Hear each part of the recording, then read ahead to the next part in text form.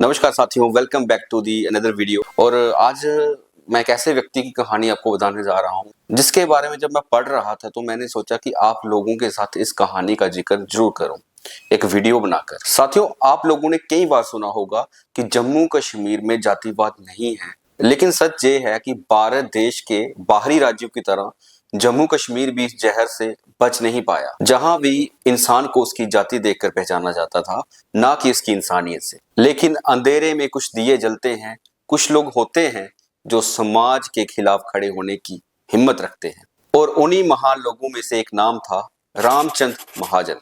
और उनके इसी योगदान के लिए उन्हें याद करना और उन्हें ट्रिब्यूट देना हमारा फर्ज है।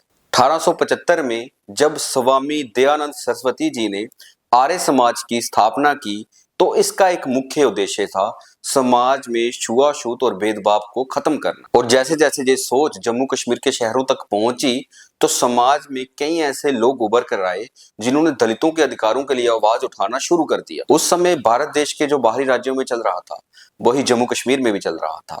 उस समय दलितों को कुएं से पानी नहीं लेने दिया जाता था, उन्हें नीचे बिठाया जाता था, और जहां तक उन्हें घोड़े पर बैठने की इजाजत भी नहीं थी। और इसी अंधेरे के खिलाफ एक नाम खड़ा होता है, रामचंद।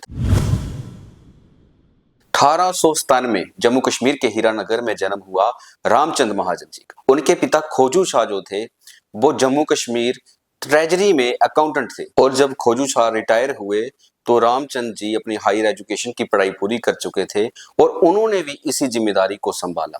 लेकिन उनकी सोच जहां तक सीमित नहीं थी, वो आर्य समाज की सोच से प्रभावित थे। उन्होंने फैसला किया ना मूर्ति पूजा ना जातिवाद, सिर्फ इंसानियत। एक युवा होने के बावजूद भी उन्होंने अपनी पूरी जिंदगी समाज सुधार के लिए समर्पित कर दी। लेकिन रास्ता कहाँ आसान था। उस जाति के कुछ लोग चाहते थे कि दलित उनके बराबर कभी खड़े ना हो, लेकिन रामचंद जी वही कर रहे थे। उस समय कहीं आने जाने के लिए इतनी गाड़ियां भी नहीं थी। वो मीलों तक पैदल चलते, लोगों को जागरूक करते और बाहर से आने वाले आर्य समाज के नेताओं के लिए मीटिंग्स ऑर्गेनाइज करते। उनके छोटे भाई गुरुदत्त गुप्ता ये बात बताते हुए कहते हैं कि जब भी रामचंद जी को समझाया जाता तो वो यही कहते कि मुझे मरा हुआ समझ लीजिए।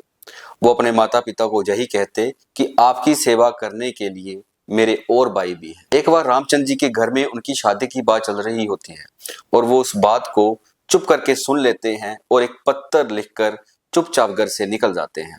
उस पत्थर में वो लिखते हैं कि जिस रास्ते में मैं चल रहा हूँ वो खतरे से खाली नहीं, मैं नहीं चाहता कि किसी की जिंदगी खराब करूं। और फिर वो आजाद होकर समाज की सेवा में लग जाते हैं।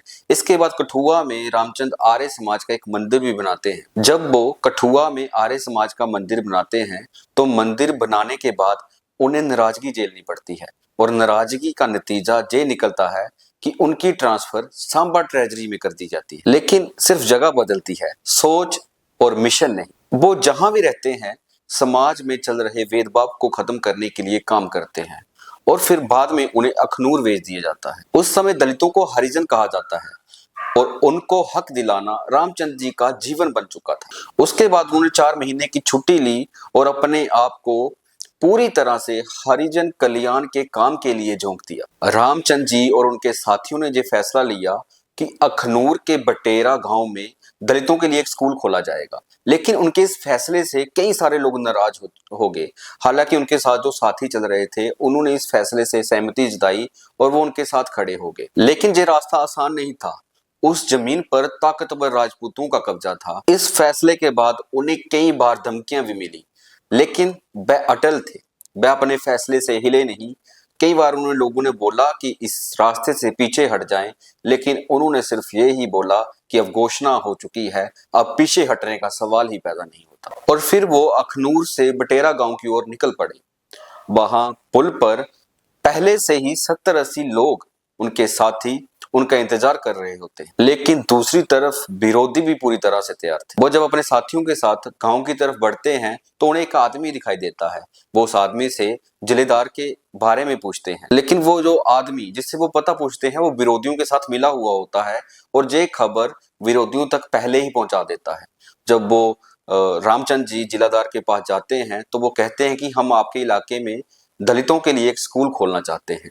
जिलादार जी कहते हैं कि मैं स्कूल खोलने में आपका साथ दूंगा, लेकिन जो विरोधी हैं वो इसका विरोध करेंगे, इसलिए मैं नहीं चाहता कि जहां पर दंगे हो जाएं आप वापस चले जाएं। जिलेदार से मिलने के बाद जब रामचंद्र जी और उसके साथी आपस में बात कर रहे होते हैं तो वहीं घोड़े पर एक व्यक्ति आता है और उनसे कहता है कि खोलिए आप स्कूल, हम आप लोगों के साथ हैं। लेकिन उसके पीछे कई सारे लोग लाठियां लेकर आ रहे थे और अचानक से वो रामचंद्र और उनके साथियों पर हमला कर देते हैं। रामचंद्र और उनके साथियों को बेरहमी से पीटा जाता है, लेकिन असली निशाना रामचंद्र जी थे। रामचंद्र जी को उन लोगों ने इतनी बेरहमी से पीटा कि वे बेहोश हो गए, लेकिन बेहोश होने के बाद भी वो लोग उन्हें लगातार पीटते रहे और कहते रहे कि ये नाटक कर रहा। जब रामचंद्र जी बेहोशी के हालत में थे तो वो लोग उनसे उनकी जरूरत का सामान भी लूट लेते हैं। उस समय रामचंद्र जी की जेब से 60 रुपए नकदी मिलते हैं, वो भी वो लोग लूट लेते हैं और बेहोशी की हालत में